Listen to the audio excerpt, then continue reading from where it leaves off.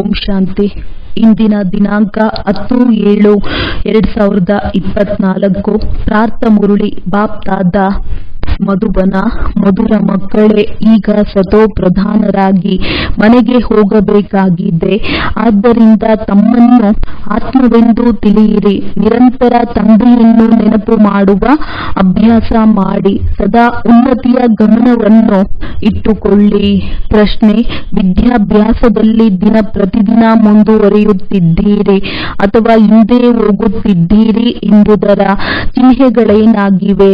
ಉತ್ತರ: ವಿದ್ಯಾಭ್ಯಾಸದಲ್ಲಿ ಒಂದು ವೇಳೆ ಮುಂದುವರಿಯುತ್ತಿದ್ದೀರೆಂದರೆ ಹಗುರತೆಯ ಅನುಭವವಾಗುವುದು ಬುದ್ಧಿಯಲ್ಲಿರುತ್ತದೆ. ಈ ಶರೀರವಂತೂ ಪತಿತವಾಗಿದೆ, ಇದನ್ನು ಬಿಡಬೇಕಾಗಿದೆ. ನಾವಂತೂ ಈಗ ಮನೆಗೆ ಹೋಗಬೇಕಾಗಿದೆ. ದೈವಿ ಗುಣಗಳನ್ನು ಧಾರಣೆ ಮಾಡುತ್ತಾ ಹೋಗುತ್ತಾರೆ. ಒಂದು ವೇಳೆ ಹಿಂದೆ ಹೋಗುತ್ತಿದ್ದರೆ ನಡವಳಿಕೆಯಿಂದ ಆಸುರಿ ಗುಣಗಳು ಕಂಡು ಬರುತ್ತವೆ. ನಡೆಯುತ್ತಾ ತಿರುಗಾಡುತ್ತಾ ತಂದೆಯ ನೆನಪಿರುವುದಿಲ್ಲ. ಅವರು ಹೂಗಳಾಗಿ ಎಲ್ಲರಿಗೆ ಸುಖ ಕೊಡಲು ಸಾಧ್ಯವಿಲ್ಲ. ಇಂತಹ ಮಕ್ಕಳಿಗೆ ಮುಂದೆ ಹೋದಂತೆ ತಮ್ಮೆಲ್ಲದರ ಸಾಕ್ಷಾತ್ಕಾರ ಆಗುತ್ತದೆ. ಮತ್ತೆ ಬಹಳ ಶಿಕ್ಷೆಗಳನ್ನು ಅನುಭವಿಸಬೇಕಾಗುತ್ತದೆ. ಓಂ ಶಾಂತಿ. ಬುದ್ಧಿಯಲ್ಲಿ ಇದೇ ವಿಚಾರವಿರಲಿ. ನಾವು ಸತೋ ಪ್ರಧಾನರಾಗಿ ಬಂದಿದ್ದೆವು. ಆತ್ಮಿಕ ತಂದೆಯು ಆತ್ಮಿಕ ಮಕ್ಕಳಿಗೆ ತಿಳಿಸಿಕೊಡುತ್ತಾರೆ. ಇಲ್ಲಿ ಎಲ್ಲರೂ ಕುಳಿತಿದ್ದೀರಿ. ಅದರಲ್ಲಿ ಕೆಲವರು ದೇಹಾಭಿಮಾನಿಗಳು ಮತ್ತೆ ಕೆಲವರು ದೇಹಿ ಅಭಿಮಾನಿಗಳು ಇರುವರು. ಕೆಲವರು ಸೆಕೆಂಡಿನಲ್ಲಿ ದೇಹಾಭಿಮಾನಿ ಮತ್ತು ಸೆಕೆಂಡಿನಲ್ಲಿ ದೇಹಿ ಅಭಿಮಾನಿಗಳಾಗುತ್ತಿರುತ್ತಾರೆ. ನಾವು ಸದಾ ದೇಹಿ ಅಭಿಮಾನಿಯಾಗಿ ಕುಳಿತಿರುತ್ತೇವೆ ಎಂದು ಯಾರೂ ತಿಳಿಸಲು ಸಾಧ್ಯವಿಲ್ಲ. ತಂದೆಯು ತಿಳಿಸುತ್ತಾರೆ, ಕೆಲವೊಮ್ಮೆ ಆತ್ಮಾಭಿಮಾನಿ, ಕೆಲವೊಮ್ಮೆ ದೇಹಾಭಿಮಾನದಲ್ಲಿರುತ್ತೀರಿ. ಈಗ ತಾವು ಮಕ್ಕಳಿಗಂತೂ ತಿಳಿದಿದೆ, ನಾವು ಈ ಶರೀರವನ್ನು ಬಿಟ್ಟು ನಮ್ಮ ಮನೆಗೆ ಹೋಗುತ್ತೇವೆ ಅಂದಾಗ ಬಹಳ ಖುಷಿಯಿಂದ ಹೋಗಬೇಕು. ಇಡೀ ದಿನ ಇದೇ ಚಿಂತನೆ ಮಾಡುತ್ತಾರೆ, ನಾವು ಶಾಂತಿಧಾಮಕ್ಕೆ ಹೋಗಬೇಕು. ಏಕೆಂದರೆ ತಂದೆಯು ಮಾರ್ಗವನ್ನಂತೂ ತಿಳಿಸಿದ್ದಾರೆ. ಅನ್ಯ ಮನುಷ್ಯರು ಈ ವಿಚಾರದಿಂದ ಕುಳಿತುಕೊಳ್ಳುವುದಿಲ್ಲ. ಈ ಶಿಕ್ಷಣವು ಮತ್ಯಾರಿಗೂ ಸಿಗುವುದೇ ಇಲ್ಲ, ಅವರ ಸಂಕಲ್ಪದಲ್ಲಿಯೂ ಇರುವುದಿಲ್ಲ. ನೀವೇ ತಿಳಿಯುತ್ತೀರಿ, ಇದು ದುಃಖಧಾಮವಾಗಿದೆ. ಈಗ ತಂದೆಯು ಸುಖಧಾಮದಲ್ಲಿ ಹೋಗುವ ಮಾರ್ಗವನ್ನು ತಿಳಿಸಿದ್ದಾರೆ. ತಂದೆಯನ್ನು ಎಷ್ಟು ನೆನಪು ಮಾಡುತ್ತೀರೋ ಅಷ್ಟು ಯಥಾಯೋಗ್ಯರಾಗಿ ಶಾಂತಿಧಾಮಕ್ಕೆ ಹೋಗುತ್ತೀರಿ. ಅದಕ್ಕೆ ಮುಕ್ತಿ ಎಂದು ಹೇಳಲಾಗುತ್ತದೆ. ಅದಕ್ಕಾಗಿಯೇ ಮನುಷ್ಯರು ಗುರುಗಳನ್ನಾಗಿ ಮಾಡಿಕೊಳ್ಳುತ್ತಾರೆ. ಆದರೆ ಮುಕ್ತಿ, ಜೀವನ್ ಮುಕ್ತಿಯ ಕುರಿತು ಮನುಷ್ಯರು ತಿಳಿದೇ ಇಲ್ಲ. ಏಕೆಂದರೆ ಇದು ಹೊಸ ಮಾತಾಗಿದೆ. ನಾವು ಈಗ ಮನೆಗೆ ಹೋಗಬೇಕಾಗಿದೆ ಎಂದು ತಾವು ಮಕ್ಕಳೇ ತಿಳಿಯುತ್ತೀರಿ. ತಂದೆಯು ತಿಳಿಸುತ್ತಾರೆ, ನೆನಪಿನ ಯಾತ್ರೆಯಿಂದ ಪವಿತ್ರರಾಗಿ ನೀವು ಮೊಟ್ಟಮೊದಲು ಶ್ರೇಷ್ಠಾಚಾರಿ ಪ್ರಪಂಚದಲ್ಲಿ ಬಂದಾಗ ಸತೋ ಪ್ರಧಾನರಾಗಿದ್ದೀರಿ. ಆತ್ಮವು ಸತೋ ಪ್ರಧಾನವಾಗಿತ್ತು. ಅನ್ಯರ ಜೊತೆ ಸಂಬಂಧವೂ ನಂತರ ಆಗುತ್ತದೆ. ಯಾವಾಗ ಗರ್ಭದಲ್ಲಿ ಹೋಗುವವರು ಆಗ ಸಂಬಂಧದಲ್ಲಿ ಬರುತ್ತಾರೆ. ಇದು ನಮ್ಮ ಅಂತಿಮ ಜನ್ಮವಾಗಿದೆ. ನಾವು ಹಿಂತಿರುಗಿ ಮನೆಗೆ ಹೋಗಬೇಕಾಗಿದೆ ಎಂದು ನಿಮಗೆ ಗೊತ್ತಿದೆ. ಪವಿತ್ರರಾಗದ ವಿನಃ ನಾವು ಹೋಗಲು ಸಾಧ್ಯವಿಲ್ಲ. ಈ ರೀತಿ ತಮ್ಮೊಳಗೆ ಮಾತನಾಡಿಕೊಳ್ಳಬೇಕು. ಏಕೆಂದರೆ ತಂದೆಯ ಆದೇಶವಾಗಿದೆ. ಹೇಳುತ್ತಾ, ಕುಳಿತುಕೊಳ್ಳುತ್ತಾ, ನಡೆಯುತ್ತಾ, ತಿರುಗಾಡುತ್ತಾ ಬುದ್ಧಿಯಲ್ಲಿ ಇದೇ ವಿಚಾರವಿರಲಿ. ನಾವು ಸತೋ ಪ್ರಧಾನರಾಗಿ ಬಂದಿದ್ದೆವು. ಈಗ ಸತೋ ಪ್ರಧಾನರಾಗಿ ಹೋಗಬೇಕಾಗಿದೆ. ತಂದೆಯ ನೆನಪಿನಿಂದಲೇ ಸತೋ ಪ್ರಧಾನರಾಗಬೇಕು. ಏಕೆಂದರೆ ತಂದೆಯೇ ಪತಿತ ಪಾವನರಾಗಿದ್ದಾರೆ. ನೀವು ಈ ಆಂತರ್ಯದಲ್ಲಿ ಅರಿಯುತ್ತಿರಬೇಕು. ಹೇಗೆ ತಂದೆಯ ಆತ್ಮದಲ್ಲಿ ಜ್ಞಾನವಿದೆಯೋ ಹಾಗೆಯೇ ನೀವು ಆತ್ಮಗಳಿಗೆ ಜ್ಞಾನವಿದೆ. ಶರೀರದ ಮೂಲಕ ಕೇಳುತ್ತಾ ಮತ್ತೆ ತಿಳಿಸುತ್ತಾರೆ. ಶರೀರವಿಲ್ಲದೆ ಆತ್ಮವು ಮಾತನಾಡಲು ಸಾಧ್ಯವಿಲ್ಲ. ಇದರಲ್ಲಿ ಪ್ರೇಮ ಪ್ರೇರಣೆ ಅಥವಾ ಆಕಾಶವಾಣಿಯ ಮಾತಿಲ್ಲ. ಭಗವಾನುವಾಚ ಇದೇ ಎಂದರೆ ಅವಶ್ಯವಾಗಿ ಮುಖವೂ ಬೇಕು, ರಥವೂ ಬೇಕು, ಕತ್ತೆ ಕುದುರೆಯ ರಥವಂತೂ ಇಲ್ಲ. ನೀವು ಸಹ ಮೊದಲು ಕಲಿಯುಗ ಇನ್ನು 40,000 ವರ್ಷಗಳು ನಡೆಯುವುದು ಎಂದು ತಿಳಿಯುತ್ತಿದ್ದೀರಿ. ಅಜ್ಞಾನ ನಿದ್ರೆಯಲ್ಲಿ ಮಲಗಿಬಿಟ್ಟಿದ್ದೀರಿ. ಈಗ ತಂದೆಯು ಬಂದು ಜಾಗೃತರನ್ನಾಗಿ ಮಾಡಿದ್ದಾರೆ. ನೀವು ಸಹ ಅಜ್ಞಾನದಲ್ಲಿ ಇದ್ದೀರಿ. ಈಗ ಜ್ಞಾನ ಸಿಕ್ಕಿದೆ. ಭಕ್ತಿಗೆ ಅಜ್ಞಾನವೆಂದು ಹೇಳಲಾಗುತ್ತದೆ. ಈಗ ನೀವು ಮಕ್ಕಳು ಇದನ್ನು ವಿಚಾರ ಮಾಡಬೇಕು.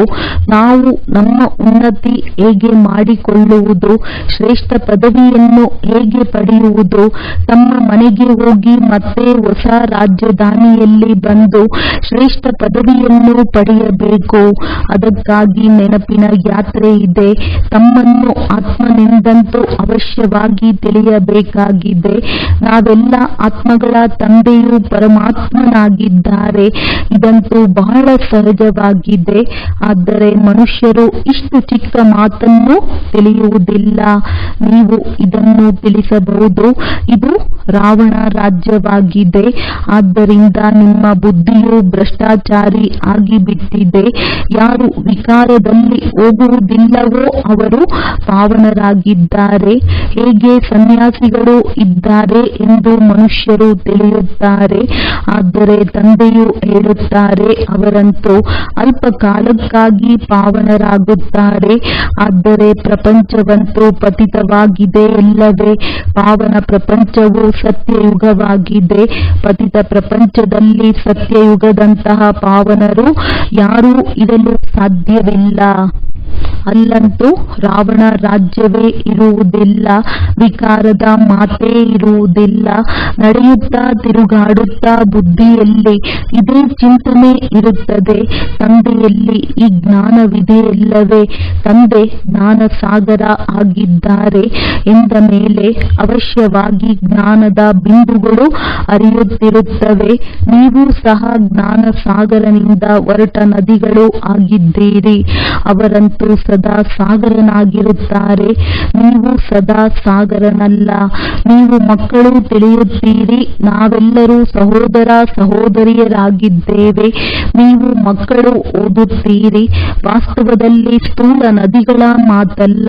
ನದಿಗಳ ಮಾತು ಬರುವುದರಿಂದ ಗಂಗಾ, ಜಮುನಾ ಮೊದಲಾದ ನದಿಗಳ ಹೆಸರನ್ನು ಹೇಳುತ್ತಾರೆ. ತಾವು ಈಗ ಬೇಹದ್ದಿನಲ್ಲಿ ನಿಂತಿದ್ದೀರಿ. ಈಗ ನಾವೆಲ್ಲ ಆತ್ಮಗಳು ಒಬ್ಬ ತಂದೆಯ ಮಕ್ಕಳು, ಸಹೋದರ ಸಹೋದರಿಯರಾಗಿದ್ದೇವೆ. ಈಗ ನಾವು ಹಿಂತಿರುಗಿ ಮನೆಗೆ ಹೋಗಬೇಕಾಗಿದೆ. ಅಲ್ಲಿಂದ ಬಂದು ಶರೀರರೂಪಿ ಸಿಂಹಾಸನದಲ್ಲಿ ವಿರಾಜಮಾನವಾಗುತ್ತೇವೆ. ಅತಿ ಸೂಕ್ಷ್ಮ ಆತ್ಮವಾಗಿದೆ. ಸಾಕ್ಷಾತ್ಕಾರ ಆಗುವುದರಿಂದ ಅರಿತುಕೊಳ್ಳುವುದಿಲ್ಲ. ಆತ್ಮವು ಶರೀರವನ್ನು ಬಿಟ್ಟು ಹೋಗುತ್ತದೆ ಎಂದರೆ ತಲೆಯಿಂದ ಹೋಯಿತು ಎಂದು ಕೆಲವರು ಹೇಳುತ್ತಾರೆ. ಕಣ್ಣುಗಳಿಂದ ಹೋಯಿತು, ಬಾಯಿಯಿಂದ ಹೋಯಿತು, ಬಾಯಿ ತೆರೆಯಲ್ಪಡುತ್ತದೆ ಎಂದು ಕೆಲವರು ಹೇಳುತ್ತಾರೆ. ಆತ್ಮವು ಶರೀರವನ್ನು ಬಿಟ್ಟು ಹೊರಟು ಹೋಗುತ್ತದೆ ಎಂದರೆ ಶರೀರವು ಜಡವಾಗಿ ಬಿಡುತ್ತದೆ. ಇದು ಜ್ಞಾನವಾಗಿದೆ.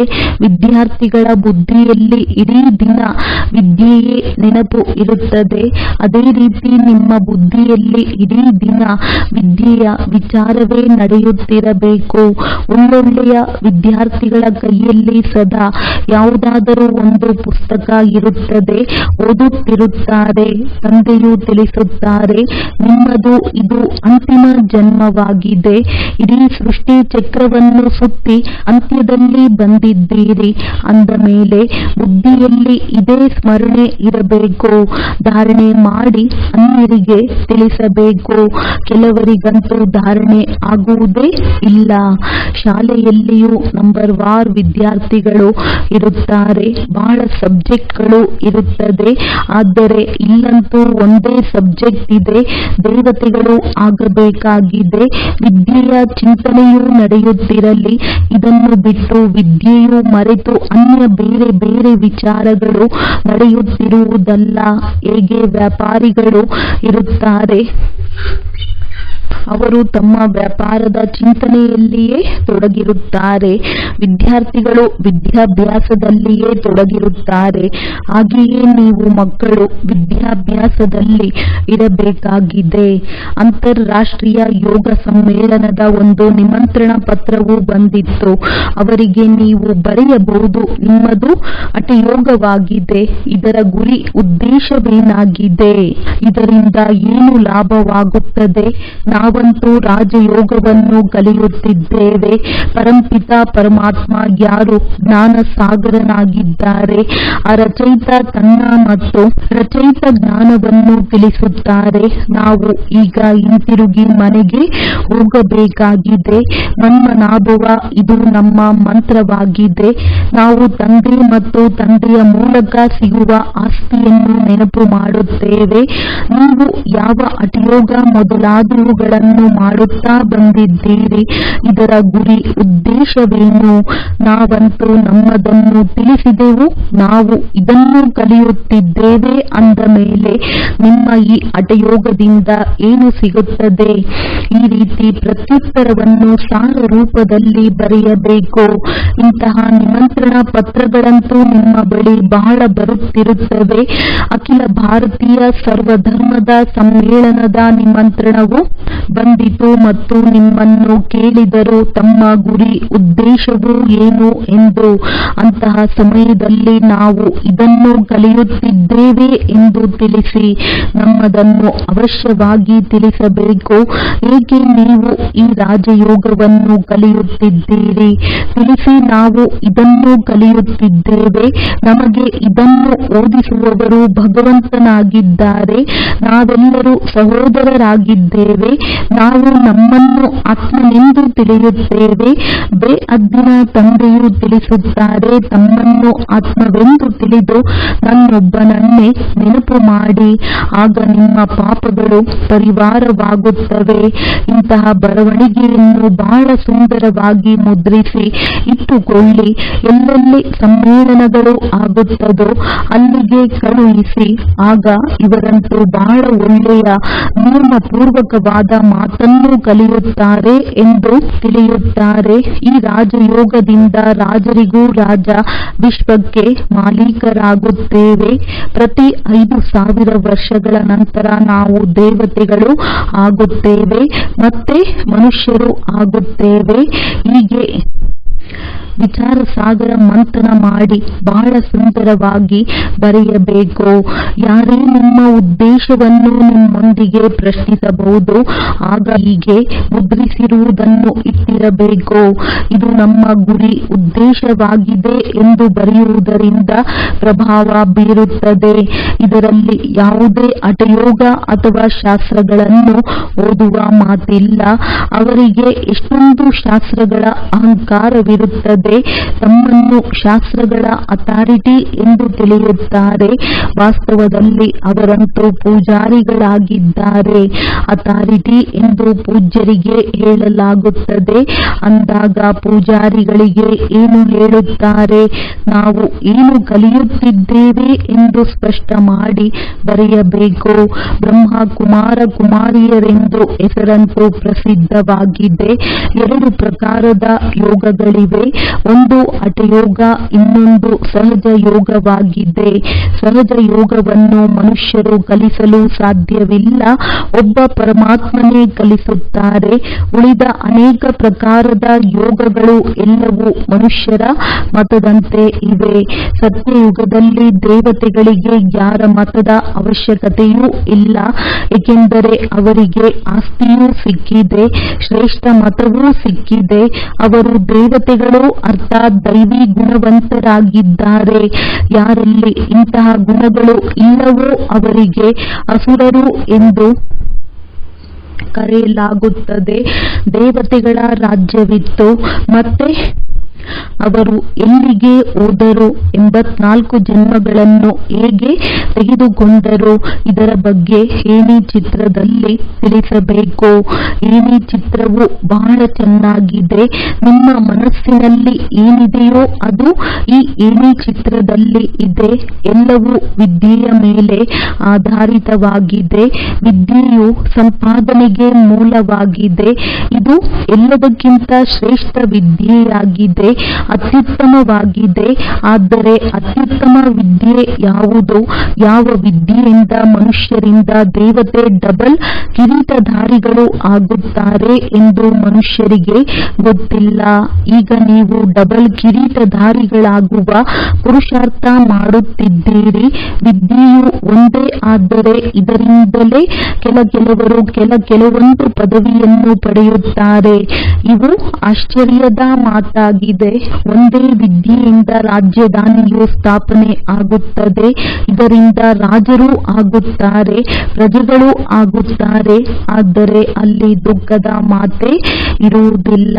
ಪದವಿಗಳಂತೂ ಇರುತ್ತದೆ ಎಲ್ಲವೇ. ಇಲ್ಲಿ ಅನೇಕ ಪ್ರಕಾರದ ದುಃಖಗಳಿವೆ.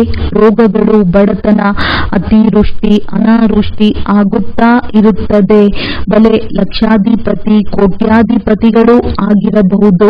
ಜನ್ಮವಂತೂ ವಿಕಾರಗಳಿಂದಲೇ ಆಗುತ್ತದೆ ಎಲ್ಲವೇ. ಎಡವಿದರೋ ಸೊಳ್ಳೆಯು ಕಚ್ಚಿತೋ, ಇದೆಲ್ಲವೂ ದುಃಖವಾಗಿದೆ ಎಲ್ಲವೇ.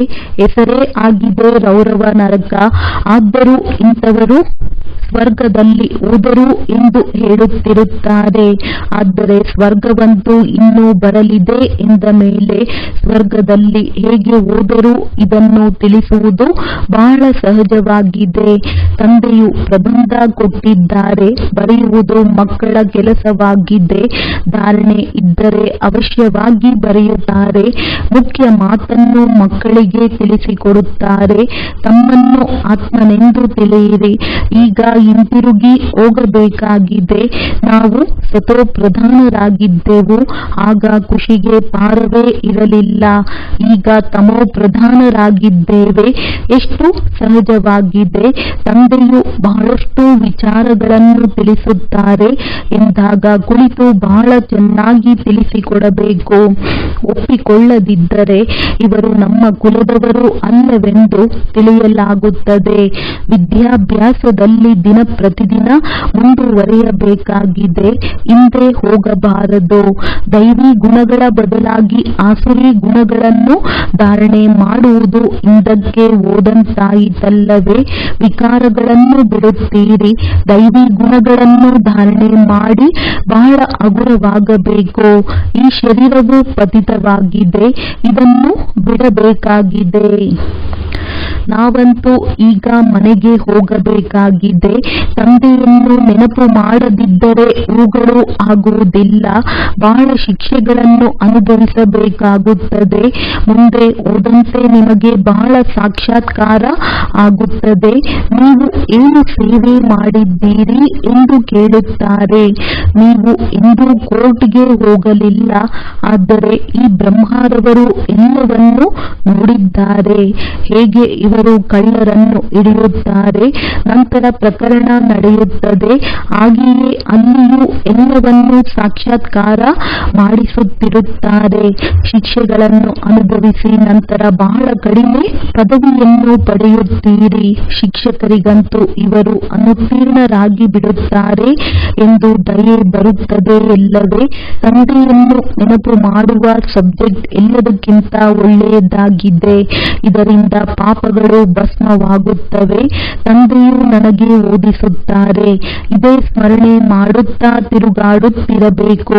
ವಿದ್ಯಾರ್ಥಿಯು ಶಿಕ್ಷಕರನ್ನು ನೆನಪು ಮಾಡುತ್ತಾರೆ. ಮತ್ತೆ ಬುದ್ಧಿಯಲ್ಲಿ ವಿದ್ಯೆಯೂ ಇರುತ್ತದೆ.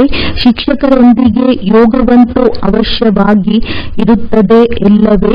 ತಂದೆಯು ನಮಗೆ ಓದಿಸುತ್ತಾರೆ. ಬುದ್ಧಿಯಲ್ಲಿ ಈ ವಿದ್ಯೆ ಇರುತ್ತದೆ. ಶಿಕ್ಷಕರ ಜೊತೆ ಯೋಗವಂತೂ ಅವಶ್ಯವಾಗಿ ಇರುತ್ತದೆ. ಇರುತ್ತದೆ ಎಲ್ಲವೇ? ಇದು ಬುದ್ಧಿಯಲ್ಲಿ ಇರಬೇಕು. ನಾವೆಲ್ಲ ಸಹೋದರರಿಗೆ ಒಬ್ಬರೇ ಶಿಕ್ಷಕನಾಗಿದ್ದಾರೆ. ಅವರು ಪಾರಲೌಕಿಕ ಶಿಕ್ಷಕನಾಗಿದ್ದಾರೆ. ಮುಂದೆ ಓದಂತೆ ಅನೇಕರಿಗೆ ತಿಳಿಯುತ್ತದೆ, ಅವೋ ಪ್ರಭು ನಿನ್ನ ಲೀಲೆ ಅಪರಂಪಾರ. ಹೀಗೆ ಮಹಿಮೆ ಮಾಡಿ ಶರೀರ ಬಿಡುತ್ತಾರೆ. ಆದರೆ ಏನನ್ನೂ ಪಡೆಯುವುದಕ್ಕೆ ಆಗುವುದಿಲ್ಲ. ದೇಹಾಭಿಮಾನದಲ್ಲಿ ಬರುವುದರಿಂದಲೇ ಉಲ್ಟಾ ಕೆಲಸಗಳನ್ನು ಮಾಡುತ್ತಾರೆ. ದೇಹಿ ಅಭಿಮಾನಿ ಆಗುವುದರಿಂದ ಒಳ್ಳೆಯ ಕೆಲಸಗಳು ಆಗುತ್ತವೆ. ತಂದೆಯು ತಿಳಿಸುತ್ತಾರೆ, ನಿಮ್ಮದು ವಾನಪ್ರಸ್ಥ ಸ್ಥಿತಿಯಾಗಿದೆ, ಹಿಂತಿರುಗಿ ಹೋಗಲೇಬೇಕಾಗಿದೆ. ಲೆಕ್ಕಾಚಾರಗಳನ್ನು ಸಮಾಪ್ತಿ ಮಾಡಿ ಎಲ್ಲರೂ ಹಿಂತಿರುಗಿ ಹೋಗಲೇಬೇಕಾಗಿದೆ. ಬಯಸಲಿ ಬಯಸದಿರಲಿ, ಆದರೆ ಅವಶ್ಯವಾಗಿ ಹೋಗಲೇಬೇಕಾಗಿದೆ. ಒಂದು ದಿನ ಹೀಗೂ ಬರುತ್ತದೆ, ಪ್ರಪಂಚವು ಖಾಲಿ ಆಗಿಬಿಡುತ್ತದೆ. ಕೇವಲ ಭಾರತವೇ ಇರುತ್ತದೆ. ಅರ್ಧಕಲ್ಪ ಕೇವಲ ಭಾರತವೇ ಇರುತ್ತದೆ ಎಂದರೆ ಪ್ರಪಂಚವು ಎಷ್ಟು ಖಾಲಿ ಆಗುವುದು? ಈ ವಿಚಾರವು ನಿಮ್ಮ ವಿನಃ ಮತ್ಯಾರ ಬುದ್ಧಿಯಲ್ಲಿಯೂ ಇರುವುದಿಲ್ಲ.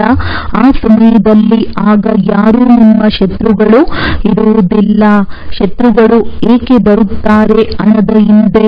ಭಾರತದಲ್ಲಿ ಬ್ರಿಟಿಷರು ಮತ್ತು ಮುಸಲ್ಮಾನರು ಏಕೆ ಬಂದರು? ಹಣ ನೋಡಿದರು, ಬಹಳ ಹಣವಿತ್ತು. ಈಗ ಹಣವೂ ಇಲ್ಲ, ಆದ್ದರಿಂದ ಮತ್ಯಾರೂ ಇಲ್ಲ. ಹಣವನ್ನು ತೆಗೆದುಕೊಂಡು ಖಾಲಿ ಮಾಡಿ ಹೋದರು. ಮನುಷ್ಯರಿಗೆ ಇದು ಗೊತ್ತಿಲ್ಲ. ನಾಟಕದನುಸಾರ ಹಣವನ್ನಂತೂ ತಾವೇ ಸಮಾಪ್ತಿ ಮಾಡಿ ಬಿಟ್ಟಿರಿ ಎಂದು ತಂದೆಯು ತಿಳಿಸುತ್ತಾರೆ. ನಿಮಗೆ ನಿಶ್ಚಯವಿದೆ, ಈಗ ನಾವು ಬೇಅದ್ದಿನ ತಂದೆಯ ಬಳಿಗೆ ಬಂದಿದ್ದೇವೆ. ಇದು ಈಶ್ವರೀಯ ಪರಿವಾರವಾಗಿದೆ ಎಂದು ಮತ್ಯಾರ ಸಂಕಲ್ಪದಲ್ಲೂ ಇರುವುದಿಲ್ಲ. ಮಧುರಾತಿ ಮಧುರ ಅಗಲಿ ಮರಳಿ ಸಿಕ್ಕಿರುವಂತಹ ಮಕ್ಕಳಿಗೆ ಪ್ರೀತಿಯ ಮಾತ್ಪಿತಾ ಬಾಪ್ದಾದರವರ ನೆನಪು, ಪ್ರೀತಿ ಹಾಗೂ ಸುಪ್ರಭಾತ. ಆತ್ಮೀಯ ಮಕ್ಕಳಿಗೆ ಆತ್ಮೀಯ ತಂದೆಯ ನಮಸ್ತೆ. ಧಾರಣೆಗಾಗಿ ಮುಖ್ಯ ಸಾರ: ನಡೆಯುತ್ತಾ ತಿರುಗಾಡುತ್ತಾ ಬುದ್ಧಿಯಲ್ಲಿ ವಿದ್ಯಾಭ್ಯಾಸದ ಚಿಂತನೆ ಮಾಡಬೇಕಾಗಿದೆ. ಯಾವುದೇ ಕಾರ್ಯವನ್ನು ಮಾಡುತ್ತಾ ಬುದ್ಧಿಯಲ್ಲಿ ಸದಾ ಜ್ಞಾನವು ಹರಿಯುತ್ತಿರಬೇಕಾಗಿದೆ. ಇದು ಬಹಳ ಉತ್ತಮವಾದ ವಿದ್ಯೆಯಾಗಿದೆ. ಇದನ್ನು ಓದಿ ಡಬಲ್ ಕಿರೀಟಧಾರಿಗಳಾಗಬೇಕಾಗಿದೆ. ನಾವು ಆತ್ಮ ಸಹೋದರರಾಗಿದ್ದೇವೆ ಎನ್ನುವ ಅಭ್ಯಾಸ ಮಾಡಬೇಕಾಗಿದೆ. ದೇಹಾಭಿಮಾನದಲ್ಲಿ ಬರುವುದರಿಂದ ಉಲ್ಟಾ ಕರ್ಮಗಳು ಆಗುತ್ತವೆ. ಆದ್ದರಿಂದ ಎಷ್ಟು ಸಾಧ್ಯವೋ ಅಷ್ಟು ದೇಹಿ ಅಭಿಮಾನಿಗಳಾಗಬೇಕಾಗಿದೆ. ವರದಾನ: ಸತ್ಯತೆಯ ಶಕ್ತಿಯ ಮುಖಾಂತರ ಸದಾ ಖುಷಿಯಲ್ಲಿ ನಾಟ್ಯ ಮಾಡುವಂತಹ ಶಕ್ತಿಶಾಲಿ ಮಹಾನ್ ಆತ್ಮಭವ. ಸತ್ಯವಾಗಿರುವವರು ನಾಟ್ಯವಾಡುತ್ತಾರೆ ಎಂದು ಹೇಳಲಾಗುತ್ತದೆ. ಸತ್ಯವೆಂದರೆ ಸತ್ಯತೆಯ ಶಕ್ತಿಯುಳ್ಳವರು ಸದಾ ನಾಟ್ಯ ಮಾಡುತ್ತಿರುತ್ತಾರೆ ಎಂದು ಬಾಡಿ ಹೋಗಿರುವುದಿಲ್ಲ, ಬೇಸರದಿಂದಿರುವುದಿಲ್ಲ, ಗಾಬರಿಯಾಗುವುದಿಲ್ಲ, ಬಲಹೀನರಾಗುವುದಿಲ್ಲ. ಅವರು ಸದಾ ಖುಷಿಯಲ್ಲಿ ನಾಟ್ಯವಾಡುತ್ತಿರುತ್ತಾರೆ, ಶಕ್ತಿಶಾಲಿಯಾಗಿರುತ್ತಾರೆ. ಅವರಲ್ಲಿ ಎದುರಿಸುವಂತಹ ಶಕ್ತಿ ಇರುತ್ತದೆ. ಸತ್ಯತೆ ಎಂದೂ ಅಲುಗಾಡುವುದಿಲ್ಲ, ಅಚಲವಾಗಿರುತ್ತದೆ. ಸತ್ಯತೆಯ ದೋಣಿ ಅಲುಗಾಡುತ್ತದೆಯೇ ವಿನಃ ಮುಳುಗುವುದಿಲ್ಲ. ಅಂದರೆ ಸತ್ಯತೆಯ ಶಕ್ತಿಯನ್ನು ಧಾರಣೆ ಮಾಡುವಂತಹ ಆತ್ಮಗಳೇ ಮಹಾನರು. ಸ್ಲೋಗನ್: ವ್ಯಸ್ತವಾಗಿರುವ ಮನಸ್ಸು ಬುದ್ಧಿಯನ್ನು ಸೆಕೆಂಡ್ನಲ್ಲಿ ನಿಲ್ಲಿಸುವುದೇ ಸರ್ವಶ್ರೇಷ್ಠ ಅಭ್ಯಾಸವಾಗಿದೆ. ಒಳ್ಳೆಯದು. ಓಂ ಶಾಂತಿ.